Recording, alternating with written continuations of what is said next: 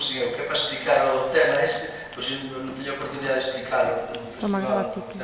Entón, a primeira vez non narrar máis que cantarlo, porque aí non teñamos que claro.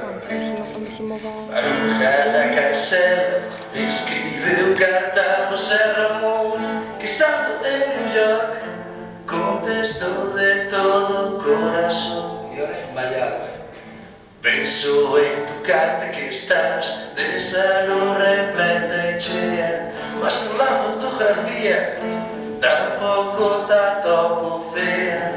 Eres más guapa, Maruja, a boa fe que sí, que la imagen de la estatua de la libertad de aquí. Pantorrillas torneadas con tan arte y precisión que parecen fueron feitas para una exposición.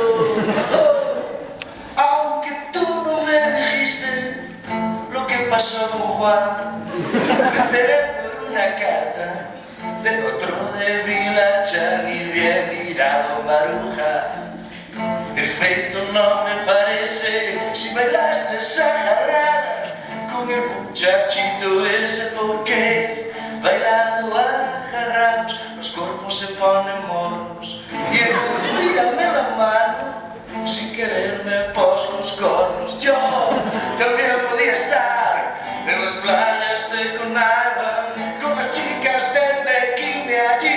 Baila que te baila.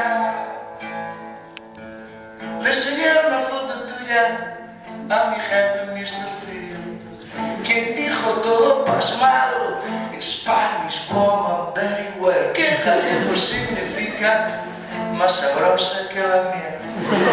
Me se me olvidaba decirte que trabajo de bombero, por ello no tomes pena, que mientras los otros suben yo me quedo en la acera, arrimado al camión, agarrando la manquera.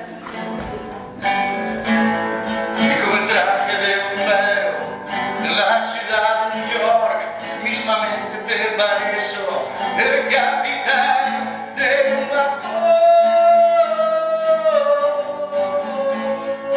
Bueno, sentidillo y hasta abajo, mientras vamos que hacemos, seguiré apagando el fuego. Y si en uno de estos trances quedara como el carbón, te suplico